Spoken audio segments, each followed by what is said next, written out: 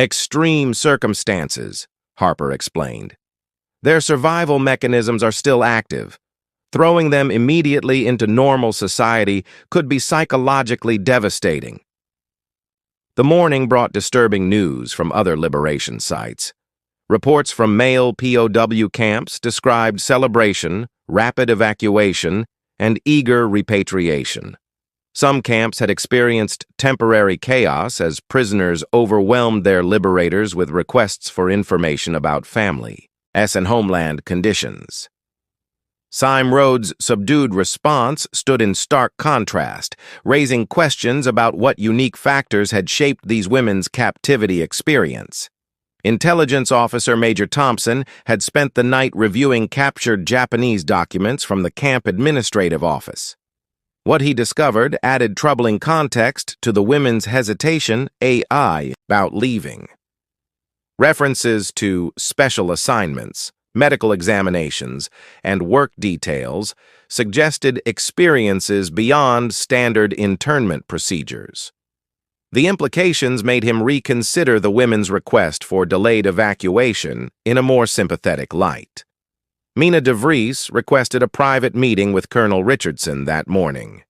Her previous day's testimony had been carefully neutral, but overnight conversations with other women had convinced her that someone needed to speak more directly about their experiences. "Colonel, there are things that happened here that were part of normal prisoner treatment. Things that some of us are still processing. The idea of immediately returning to families who expect us to be the same people we were 3 years ago is terrifying." Richardson listened carefully, beginning to understand that liberation involved more than simply opening camp gates. These women had survived not just imprisonment, but experiences that had fundamentally hanged them. Their request to remain temporarily in the camp represented a need for transition time, space to process trauma, and opportunity to prepare for reintegration into societies that might not understand what they had endured.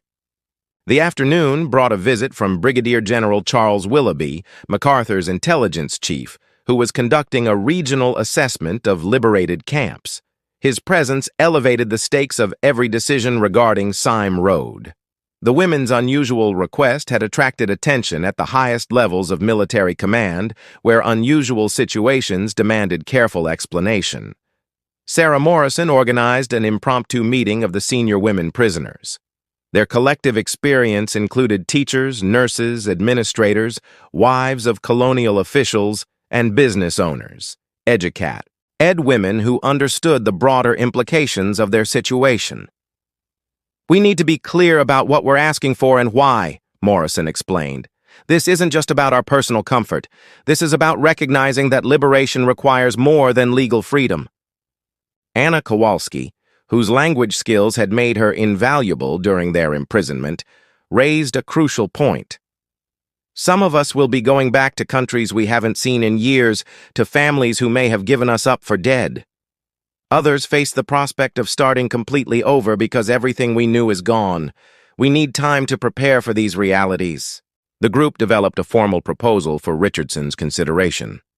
They requested 2 additional weeks at Sime Road to receive comprehensive medical care, participate in psychological debriefing sessions, reconnect with families through Red Cross communications, and gradually readjust to the prospect of normal life.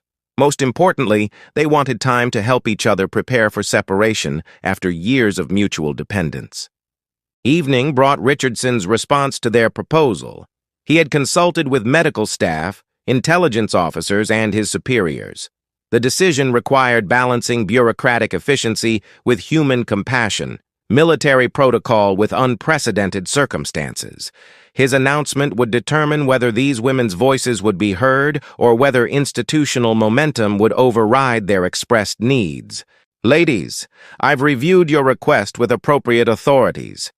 While the situation is unusual, we recognize that your experiences have been equally unusual. I'm authorized to grant a modified version of your request." Richardson paused, seeing both relief and anxiety in their faces. "You'll have 1 additional week here. during which time we'll provide enhanced medical care, counseling services, and communication assistance. However, we must begin processing paperwork immediately for eventual repatriation. The compromise satisfied no one completely, but offered something valuable to everyone. For the women, it provided crucial transition time. For the military, it demonstrated flexibility while maintaining operational objectives. Yet beneath this practical arrangement lay deeper questions about trauma, recovery, and society's responsibility to support survivors of extreme experiences. September 17th brought unexpected visitors to Sime Road that would complicate the already delicate liberation process.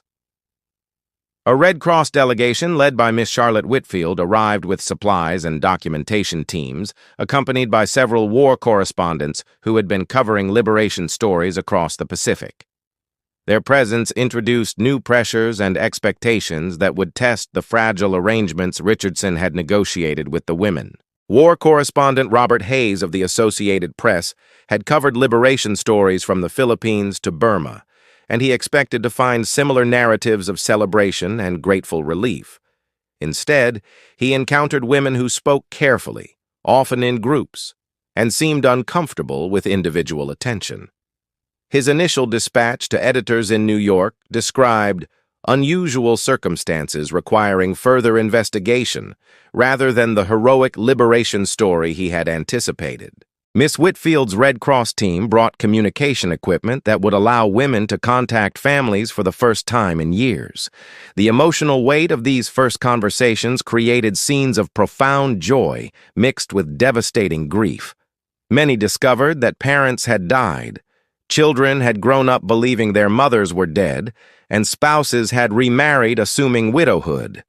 These revelations provided context for the women's reluctance to rush toward repatriation. Dr. Stone received additional medical personnel and equipment, allowing for comprehensive health evaluations. His findings painted a clearer picture of the women's remarkable survival strategies. Despite inadequate nutrition and medical care, they had maintained lower mortality rates than comparable camps through collective resource sharing, peer medical support, and sophisticated psychological coping mechanisms. Intelligence Officer Thompson's continued review of Japanese documents revealed increasingly disturbing information about camp operations. References to women being selected for special facilities and forced to sign agreements written in Japanese that they couldn't understand suggested experiences that went beyond standard prisoner treatment.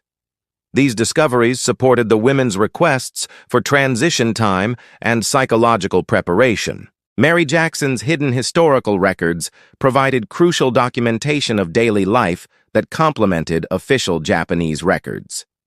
Her meticulous notes revealed the development of informal governance structures, resource allocation systems, and conflict resolution mechanisms that had enabled survival under impossible conditions. These records would later become valuable historical documents, but they also explained the women's current reluctance to abandon systems that had preserved their lives. The afternoon brought a significant development when several women requested meetings with Thompson's intelligence team. Led by Mina DeVries and Sarah Morrison, they proposed providing detailed testimony about their experiences in exchange for assurances about confidentiality and sensitivity in handling their information. This represented a crucial shift from their previous reluctance to discuss camp experiences in detail.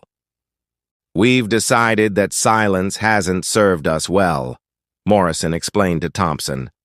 "But we need guarantees that our testimonies will be handled professionally and that sensationalized accounts won't appear in newspapers.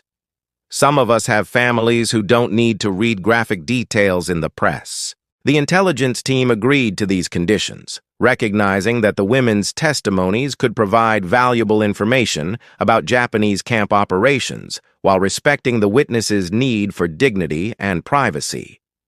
These interviews would begin the following day, with female Red Cross personnel present to provide support during potentially traumatic discussions. Colonel Richardson faced mounting pressure from headquarters to accelerate evacuation procedures. Other camps in the region had been cleared efficiently, and Sime Road's extended timeline was generating questions from senior commanders who didn't understand the unique circumstances. Richardson found himself defending decisions that balanced military efficiency with human compassion in ways that military training hadn't prepared him for. Evening discussions among the women revealed growing anxiety about separation and reintegration. Their bonds had been forged through shared trauma and mutual dependence that extended far beyond normal friendship or family relationships.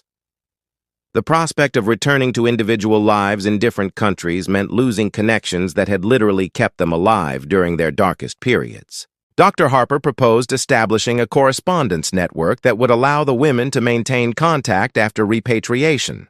Using Red Cross communication channels and personal connections, they could support each other's readjustment to civilian life. This proposal generated enthusiasm among the women, who saw it as a way to preserve their survival network even after physical separation. The day's developments highlighted the complexity of liberation beyond simple legal freedom. These women had survived through collective adaptation that created bonds and systems incompatible with immediate individual reintegration. Their resistance to rapid evacuation reflected not ingratitude for liberation, but recognition that recovery required more than changing legal status. Understanding this distinction would prove crucial for everyone involved in the remaining days of their transition to freedom. Anna Kowalski spent the evening translating letters between women and family members, her linguistic skills serving the group one final time. The complexity of these communications, joy mixed with grief, relief complicated by uncertainty, love strained by time and trauma, illustrated the emotional challenges that awaited each woman upon repatriation. September 18. It marked a turning point in the delicate liberation process when the first detailed testimonies began revealing the full scope of what these women had endured. The intelligence interviews, conducted with female Red Cross personnel present, uncovered experiences that explained not only their reluctance to leave quickly, but also the sophisticated survival network they had developed over 3 years of captivity. Dr. Stone's medical team made a disturbing discovery during routine examinations, evidence of systematic physical and psychological abuse that went far beyond typical prisoner-of-war treatment. The implications of these findings required immediate consultation with psychiatric specialists and raised questions about whether current repatriation procedures adequately addressed the women's therapeutic needs. War correspondent Hayes found himself grappling with information that challenged his assumptions about liberation stories. The narratives emerging from Sime Road weren't tales of simple endurance and grateful relief, but complex accounts of survival that included difficult choices, moral compromises, and psychological adaptations that defied easy categorization. His editors expected heroic liberation stories, but reality demanded more nuanced reporting. Colonel Richardson received a priority message from theater headquarters questioning the extended timeline at Sime Road and requesting immediate justification for delays. The message implied that bureaucratic efficiency took precedence over individual circumstances, forcing Richardson to balance competing demands from superiors who weren't present to observe the unique situation he was managing. The morning testimony sessions revealed the emergence of leadership structures within the camp that had enabled collective survival.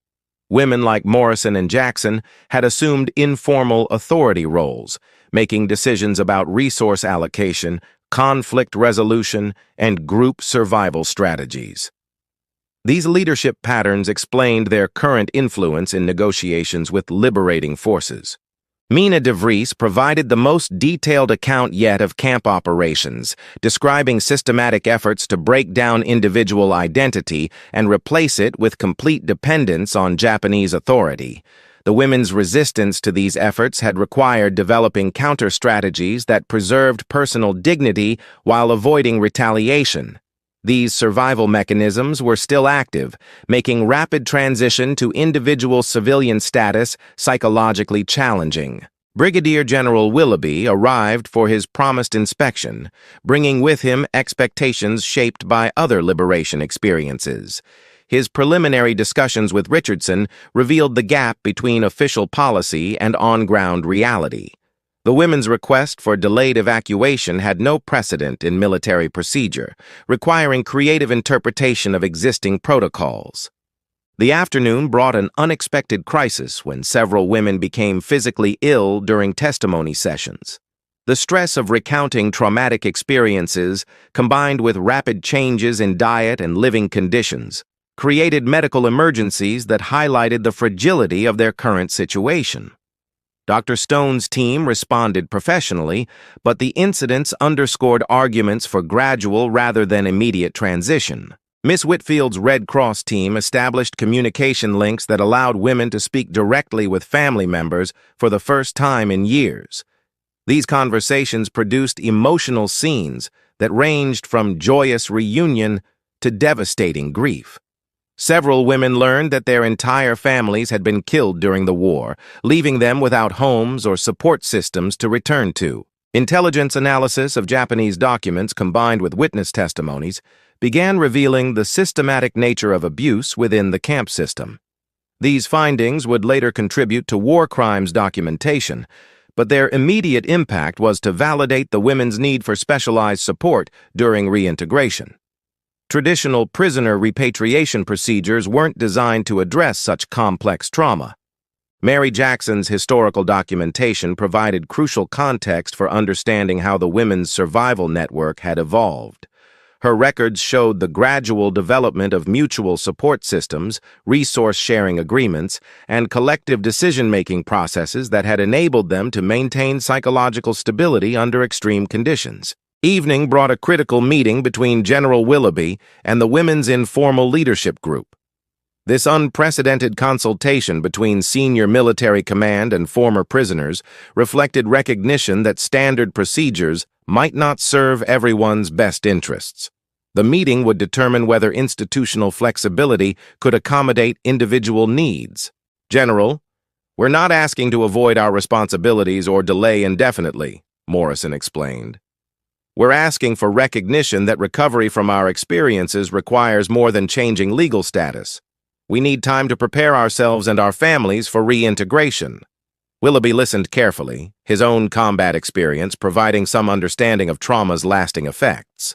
However, his responsibility to maintain operational efficiency across multiple liberation sites created pressure to establish precedents that wouldn't disrupt broader repatriation efforts. The women presented a formal proposal outlining their needs: continued medical care, psychological counseling, family communication assistance, and gradual preparation for repatriation.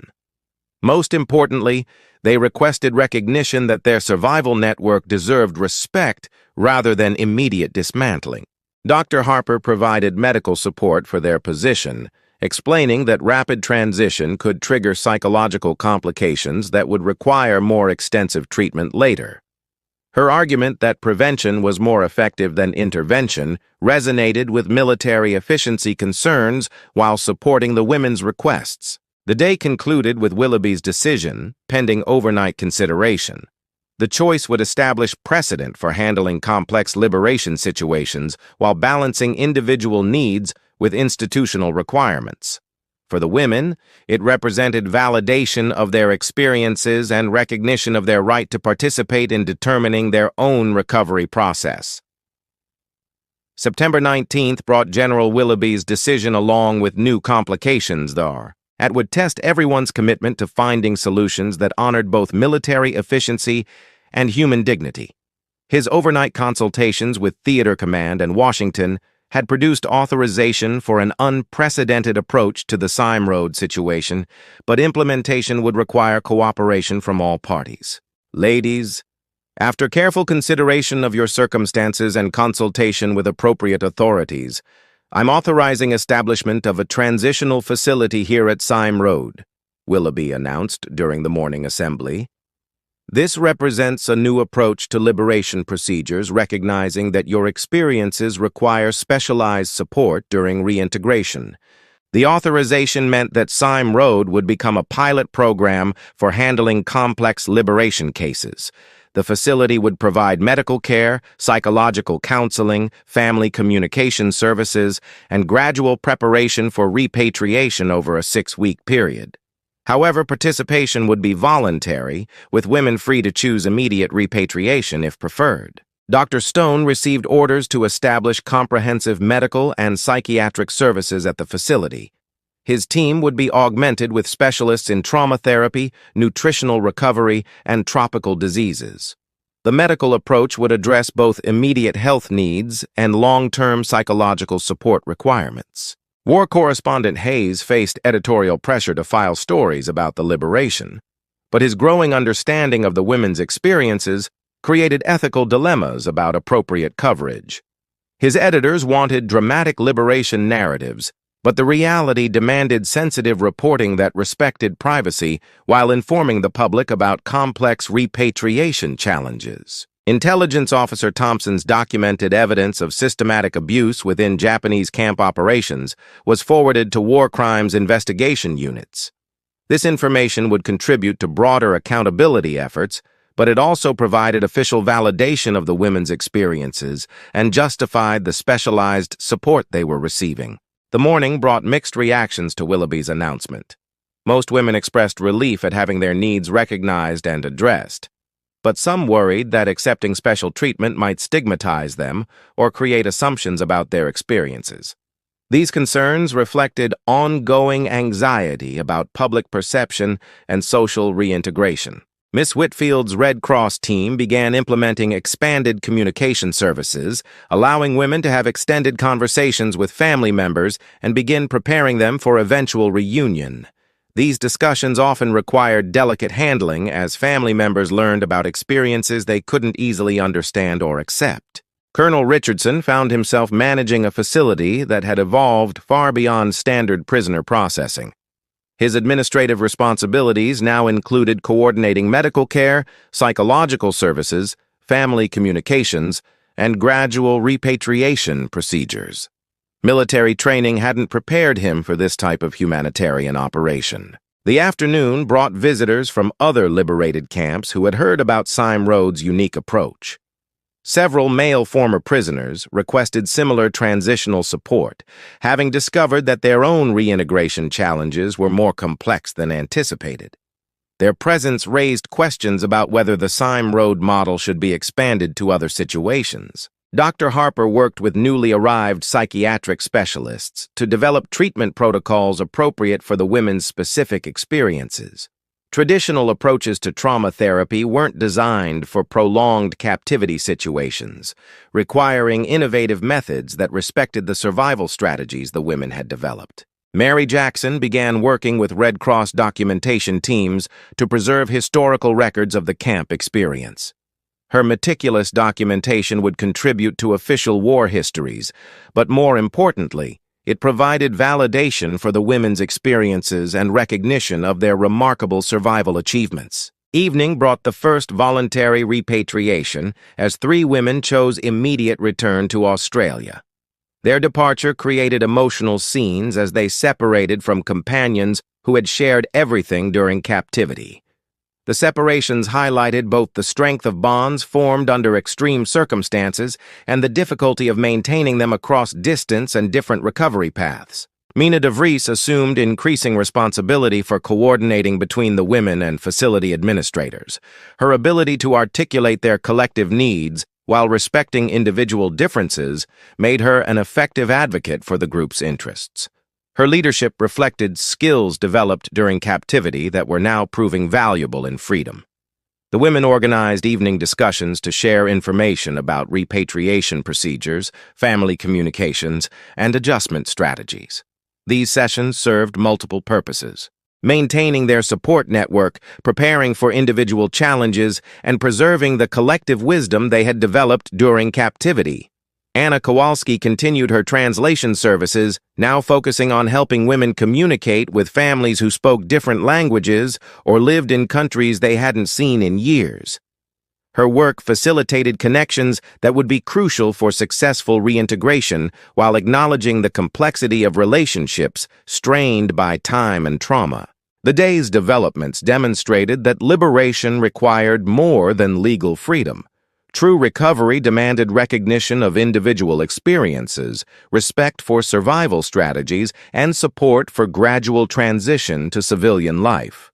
The Sime Road experiment represented acknowledgement that one-size-fits-all approaches to liberation weren't adequate for addressing the diversity of war's impact on different populations. September 20th marked the beginning of systematic implementation of the Transitional Facility Program, transforming Sime Road from a liberation site into an innovative recovery center. The day brought new personnel, equipment, and procedures designed to address the complex needs of women whose survival had depended on collective strategies that standard repatriation processes hadn't anticipated. Dr. Stone welcomed Dr. Margaret Brisbane, a psychiatrist who had studied trauma responses in civilian populations during the London Blitz. Her expertise in collective trauma and group therapy approach has made her uniquely qualified to work with women whose survival had been interdependent rather than individual. Together, they began developing therapeutic protocols that respected existing support networks while preparing women for eventual independent living. The medical team's expanded capabilities allowed for comprehensive health assessments that went beyond immediate survival needs. Many women had developed chronic conditions during captivity that required ongoing treatment. More significantly, they had learned to manage health problems collectively, sharing medical knowledge and resources in ways that had kept mortality rates lower than in comparable camps. War correspondent Hayes received authorization from his editors to remain at Sime Road for extended coverage, recognition that the story developing there had significance beyond typical liberation narratives. His reporting would need to balance public interest with respect for privacy, requiring careful consideration of how to present complex realities without sensationalizing trauma. Colonel Richardson's administrative team received reinforcement to handle the facility's expanding role. Managing a transitional recovery center required different skills than processing liberated prisoners. The staff needed training in therapeutic approaches, family communication protocols, and gradual reintegration procedures that had no precedent in military operations. The morning brought establishment of structured activity programs designed to help women gradually readjust to individual autonomy while maintaining supportive relationships. These programs included educational opportunities, recreational activities, and skill development sessions that acknowledged both their pre-war capabilities and adaptations they had developed during captivity. Intelligence documentation efforts expanded to include detailed oral history interviews that would preserve individual experiences while contributing to broader understanding of survival under extreme conditions. These interviews served dual purposes, providing therapeutic opportunities for women to process their experiences and creating historical records of remarkable human adaptation. Miss Whitfield's Red Cross team implemented family preparation programs, working with relatives in various countries to help them understand what to expect during reunification. These efforts recognized that successful reintegration required preparation on both sides, as family members also needed support to understand how their loved ones had been changed by their experiences. Dr. Harper began training sessions for medical personnel who would be working with former prisoners in their home countries. Her experience treating patients under impossible conditions had taught her approaches that conventional medical training didn't address. Sharing this knowledge would improve care for other survivors returning to civilian life. The afternoon brought the first formal therapy sessions, conducted in groups that reflected existing support relationships rather than individual treatment approaches. Dr. Brisbane's methods acknowledged that these women's survival had been collective, making group-based therapy more appropriate than traditional individual counseling. Mary Jackson worked with historians and documentation specialists to ensure that women's experiences would be accurately represented in official war records. Her meticulous record-keeping during captivity provided unique insights into daily life, survival strategies, and community development under extreme conditions that might otherwise be lost to history. Mina DeVries coordinated with repatriation specialists to develop individualized transition plans for each woman. These plans considered factors including family situations, health needs, available support systems, and personal readiness for civilian life. The individualized approach recognized that recovery timelines would vary significantly based on personal circumstances. Evening brought discussion sessions where women could share concerns about repatriation and receive support from peers who understood their experiences. These sessions served multiple functions: maintaining emotional support networks, addressing practical concerns about civilian life, and preparing for separation from relationships that had sustained them through captivity. The facility's evening routine preserved many aspects of camp life that had provided stability and security. While conditions were dramatically improved, maintaining familiar patterns helped reduce anxiety during transition. This approach recognized that survival mechanisms couldn't be immediately abandoned without replacement support systems. Anna Kowalski expanded her communication services to include cultural orientation for women returning to countries they hadn't seen in years. Political changes, social developments, and economic conditions had evolved during their captivity, requiring preparation for societies that might be different from those they remembered. The day's activities demonstrated recognition that liberation was a process rather than an event. True freedom required not just legal release from captivity, but comprehensive support for physical recovery, psychological healing, social reintegration, and restoration of individual autonomy. The Sime Road model represented an innovative approach to addressing these complex needs. The 28th would prove to be the defining week in the Sime Road experiment, as the transitional facility approach was tested by the realities of individual recovery processes and the challenges of preparing women for separation from relationships that had sustained them through years of shared survival. The week began with Dr. Brisbane's comprehensive assessment of the group therapy sessions, revealing remarkable insights into collective trauma and recovery. Her preliminary findings suggested that the Women's Survival Network had created psychological resilience that individual therapy approaches might have undermined. These women have demonstrated that recovery from extreme trauma can be enhanced by maintaining supportive relationships rather than forcing immediate individual independence, she noted in her report to military medical headquarters. By September 23rd, the first wave of voluntary repatriations began as 8 women chose to return to Australia and Britain. Their departures created emotional scenes that highlighted both the strength of bonds formed during captivity and the courage required to rebuild individual lives. The remaining women organized farewell ceremonies that honored their shared experiences while celebrating the hope represented by successful reintegration. Dr. Stone's medical team documented remarkable recovery patterns among women who remained at the facility. Nutritional rehabilitation proceeded more successfully when conducted gradually, allowing bodies that had adapted to starvation conditions to readjust safely. More significantly, psychological symptoms of anxiety and depression showed improvement when women could maintain peer support relationships during their transition to civilian life. War correspondent Hayes filed a series of articles that would later be recognized as groundbreaking coverage of liberation complexities. His reporting avoided sensationalism while educating readers about the sophisticated survival strategies these women had developed. "These are not victims waiting for rescue," he wrote, "but survivors who created their own forms of resistance and community under impossible conditions." The facility's daily routines evolved to balance structure with increasing individual autonomy.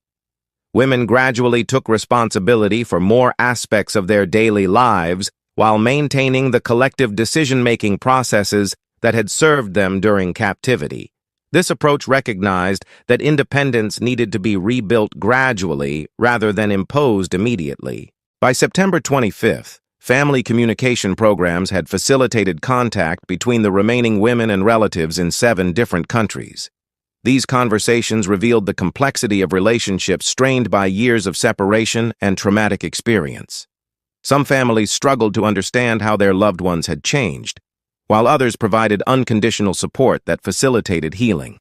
Intelligence documentation efforts produced comprehensive records of Japanese camp operations that would contribute to war crimes prosecutions while preserving testimony from women whose voices might otherwise have been lost to history. These records also validated experiences that some observers had initially minimized or misunderstood.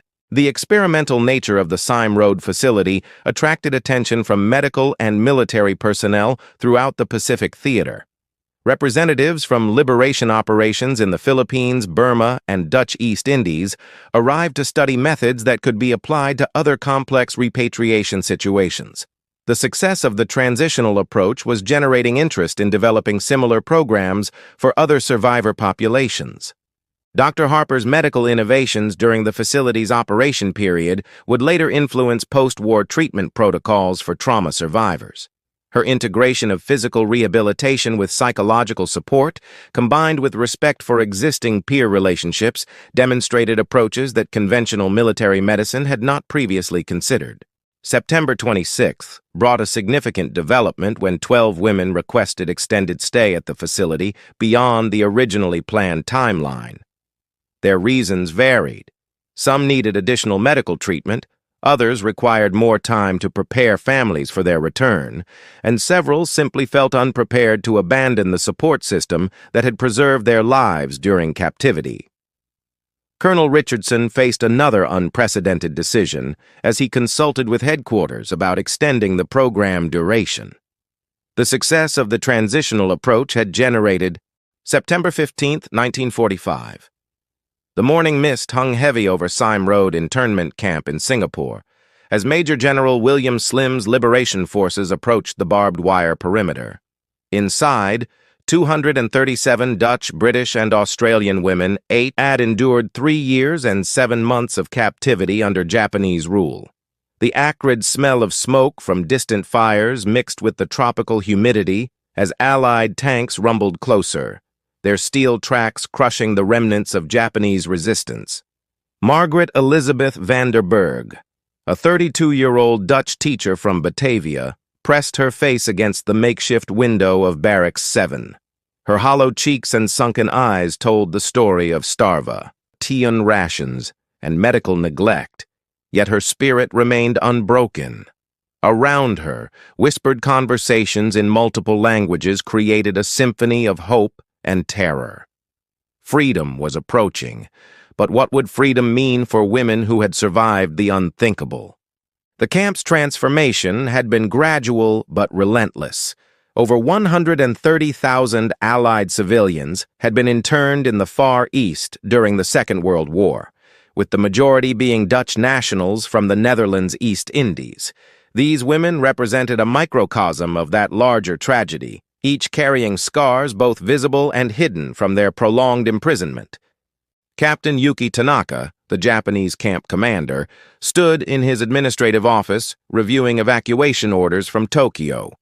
The Emperor's surrender broadcast had reached them days earlier, and now reality was setting in. His superiors had been clear: prepare for immediate transfer of authority to Allied forces. Yet something in the women's behavior puzzled him. Unlike the male POW camps he had heard about, where prisoners celebrated liberation news with obvious jubilation, these women seemed withdrawn, almost fearful of the approaching freedom. The first Allied jeep rolled through the camp gates at precisely 10:30 that morning. Lieutenant Colonel James Richardson of the British Indian Army stepped out, his crisp uniform a stark contrast to the threadbare clothing of the internees. He had liberated 6 camps already, but something about this one felt different. The women stood in neat rows, their faces expressing not the relief he expected, but a complex mixture of emotions he couldn't immediately decipher. Sarah Catherine Morrison, a British nurse from Hong Kong, served as the unofficial camp spokesman. Her medical training had made her indispensable during the darkest periods of their imprisonment, and the other women naturally looked to her for guidance. As Lieutenant Colonel Richardson approached, she felt the weight of 312 days of unspoken trauma pressing against her chest. How could she explain to this well-intentioned liberator that freedom might be more terrifying than captivity? The liberation protocol was straightforward. Document prisoner conditions, provide immediate medical attention, arrange transportation to processing centers, and prepare for repatriation. Yet Richardson's CNSed undercurrents he didn't understand. The women's hesitation to speak, their reluctance to make eye contact with male soldiers, and their tendency to cluster together suggested experiences that went beyond typical prisoner of war hardships. Dr. Elizabeth Harper, the camp's makeshift physician, who had practiced medicine with virtually no supplies, approached Richardson cautiously. Her own story epitomized the resilience these women had developed. Captured in Java during the initial Japanese offensive, she had watched colleagues die from preventable diseases while maintaining hope that medical knowledge could somehow transcend the brutality of war. Now, facing actual liberation, she wondered if the outside world was prepared to understand what they had endured. As the morning progressed, more Allied personnel arrived. Military photographers documented conditions, quartermaster units distributed food and medical supplies, and intelligence officers began collecting testimonies. Yet beneath this organized efficiency, an unspoken tension built. These WO men had created their own survival network, their own rules, their own understanding of safety. The prospect of dismantling that structure, even for freedom, generated anxiety that surprised everyone involved. The camp's layout told its own story of adaptation and endurance. Barracks originally designed for 50 people housed twice that number. Gardens carved from impossible soil provided supplements to meager rations. A makeshift school operated in the corner of Barracks 3, where women had maintained educational routines for children who had grown up behind barbed wire. These weren't merely survival mechanisms. They had become the foundation of an alternative society built on shared trauma and mutual dependence. The interrogation tent erected by Allied intelligence officers became the focal point of confusion that afternoon. Staff Sergeant Robert Mackenzie, a veteran of European theater operations, sat across from Wilhelmina Mina de Vries, a 24-year-old Indonesian-born Dutch woman whose father had owned rubber plantations before the war. Her testimony would later become part of the official record, but that day, her words carried weight beyond their documentary value. "The hardest part wasn't the hunger," Mina explained, her voice barely above a whisper. "It was maintaining dignity when everything around you was designed to strip it away." Mackenzie nodded, writing carefully in his notebook, but he could sense she was holding back crucial information. The other women had given similar responses, technically accurate but emotionally distant, as if they had rehearsed these conversations. Outside the tent, Dr. Patricia Williams, a Red Cross representative who had arrived with the Liberation Force, observed the women's interactions with growing concern. Her experience in European refugee camps had taught her to recognize signs of severe psychological trauma, but this group exhibited patterns she hadn't encountered before. They moved together in small clusters, rarely speaking above conversational volume, and demonstrated an almost reflexive deference to authority that seemed inconsistent with their obvious intelligence and education. The afternoon meal distribution revealed another layer of complexity. Allied cooks had prepared substantial portions, the first adequate food these women had seen in years. Yet many ate slowly, almost reluctantly, stopping frequently to check on companions. Anna Kowalski, a Polish-British interpreter, noticed that several women secreted portions in their clothing, old habits from starvation periods that wouldn't easily disappear. Captain Richardson gathered his senior staff at 1600 hours to discuss evacuation procedures. Medical Officer Captain David Stone reported that while the women showed obvious signs of malnutrition and related health issues, their mortality rate had been significantly lower than comparable male POW camps. They've developed remarkable survival strategies, he explained. Shared resources, collective decision-making, mutual medical support. Honestly, it's quite impressive from a sociological perspective. Yet this same cooperation presented logistical challenges. The women resisted individual interviews, preferring group discussions where they could support each other. They questioned evacuation timelines and destination details with a persistence that surprised their liberators.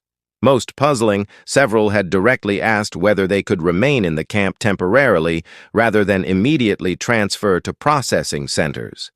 Mary Helen Jackson, an Australian teacher captured in Singapore, had become the group's unofficial historian. Throughout their imprisonment, she had maintained detailed records of daily life, deaths, births, and significant events hidden in a hollowed-out Bible that had somehow escaped Japanese inspections. Her documentation provided invaluable intelligence about Japanese camp operations, but also revealed the intricate social structure the women had developed.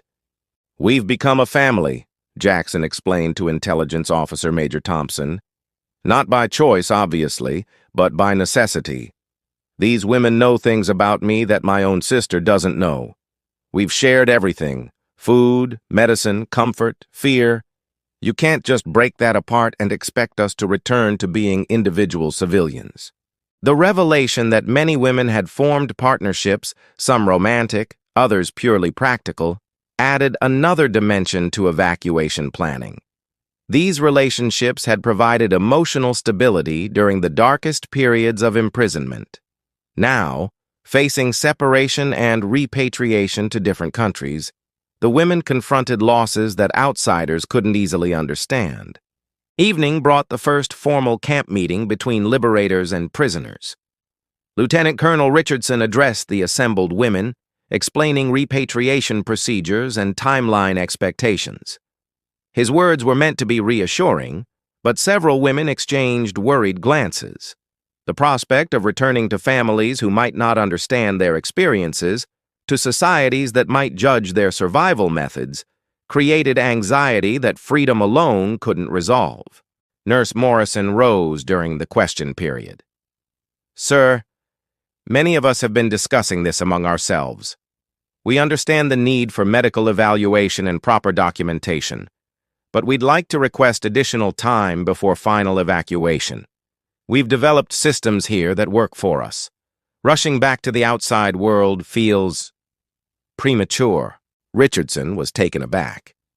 In his previous liberation experiences, prisoners had been eager to leave as quickly as possible. This request challenged fundamental assumptions about what liberation meant. He promised to consider their concerns, but privately wondered how to explain to his superiors that these women were asking to delay their own freedom. As darkness fell over Sime Road Camp, the women gathered in their familiar groups. Their conversations now included topics they hadn't discussed in years: families left behind, pre-war careers, dreams deferred by captivity. Yet these conversations were tinged with uncertainty about whether their old lives still existed or if they were capable of reclaiming them. September 16th dawned with unexpected developments that would challenge everyone's understanding of liberation. Colonel Richardson received urgent communications from headquarters requesting immediate evacuation updates. The War Office in London expected rapid processing of POW populations, and delays required detailed justification.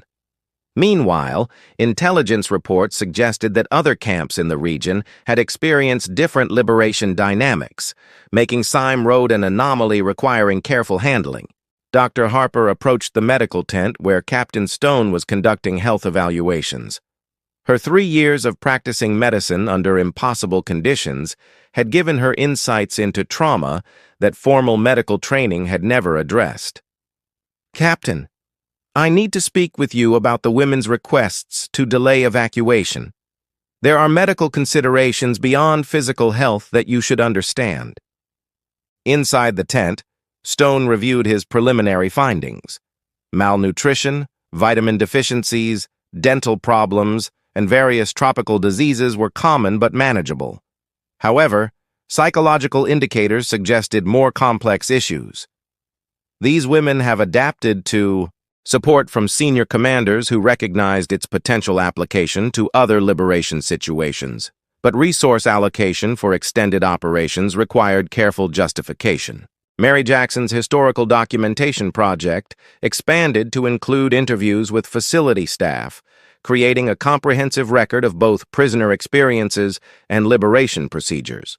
Her work would later contribute to military studies of humanitarian operations and influence development of protocols for handling complex civilian populations during post-conflict situations. The week's developments culminated on September 27th with a formal evaluation session where women could assess their readiness for repatriation and request additional support if needed. This session represented the ultimate test of the facility's foundational principle that liberation required respecting survivors' own assessment of their needs rather than imposing external timelines. Mina DeVries addressed the assembly that evening, speaking for women who had chosen different paths toward recovery. "We came here as prisoners, but we're leaving as individuals who have learned that survival requires both independence and interdependence. Some of us are ready to rebuild individual lives, others need more time to heal, and some are discovering that our shared experiences have created bonds that will continue beyond this place." Anna Kowalski's final translation services focused on helping women maintain contact networks that would support their ongoing recovery in different countries. Her work establishing communication protocols and cultural orientation programs would continue through Red Cross channels, preserving connections that transcended national boundaries. The evening of September 28th brought the facility's first major success story when Sarah Morrison departed for Britain, accompanied by two companions who would continue their recovery journey together. Their departure represented not abandonment of the survival network they had built, but evolution of that network to support individual growth while maintaining crucial relationships. Dr. Brisbane's final assessment concluded that the Sime Road Transitional Facility had demonstrated the effectiveness of respecting survivors' own understanding of their needs. "Recovery from extreme trauma is not a standard process that can be managed through universal procedures," she wrote in her comprehensive report. "These women survived through collective adaptation, and their recovery has been enhanced by maintaining those adaptive relationships while gradually rebuilding individual autonomy." As September ended and October began, 43 women remained at the facility, each following individualized recovery plans that honored their experiences while preparing them for civilian life. Their presence at Sime Road had evolved from imprisonment to liberation to voluntary participation in their own healing process. The transformation was complete.